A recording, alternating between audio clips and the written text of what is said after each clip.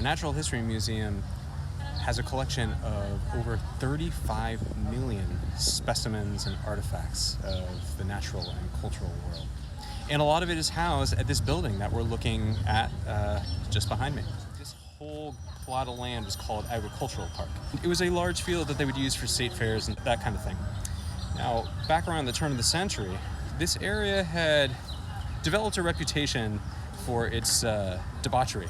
So you had 2 saloons, you had gambling, you had a brothel, and you could participate in all kinds of gambling based on racing. So there's automobile racing, but there was also greyhound racing. You could see greyhound dogs chase after actual rabbits and sometimes tear them to shreds. So not the kind of place that you'd want to take your kids. William Bowen, who was on the LA City Council, but also a staunch Methodist, he didn't like what he was seeing. And one day after Sunday school, he saw a bunch of his Sunday school pupils come over here and take in some of those immoral sites, in his view. He spent a lot of his own money in court, and ultimately in 1908, the California Supreme Court agreed to declare this public land. Bowen and a bunch of his compatriots started putting together the machinery to make this into a public land governed partly by the state, partly by the city, partly by the county, that would have a museum. And then in 1913, the museum was officially opened to the public. The original 1913 wing was this facade that we see right here, a little bit of Italian Romanesque with the brick, and there's some Spanish plateresque, they call it, design in the low bas-relief sculptural quality of that front. There's some Spanish-style tiling, terracotta tiling up at the top. It's sort of a fusion of a lot of different old world styles. The original building was a lovely rotunda with 3 wings attached to it.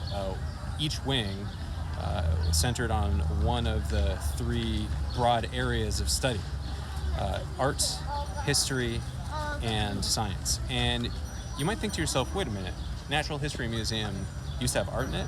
And yes, it did. It wasn't until the early 60s that the art section vacated here and moved to Wilshire, where LACMA was founded. In 1925, there was a unit to the west, and it expanded the floor space by about 3 times. 1930, the current entrance to the south was added, and there was another wing added in 1960, which has an auditorium on the west side. They've added the dinosaur hall and mammal exhibits, all kinds of stuff. And right now, you can go here for everything. We were just in there. There's like an exhibit on gems, and there's a butterfly pavilion outside. It's a really spectacular place. In the years 1910 through 1915, America in general was just undergoing this industrial and cultural boom.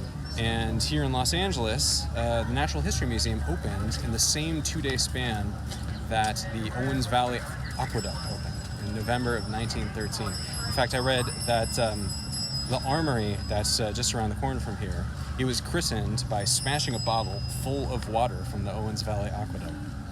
So this is a real connection to that period over 100 years ago where municipalities were really investing and believing in the power of culture and industry to change people's minds and expand our ideas of what was possible.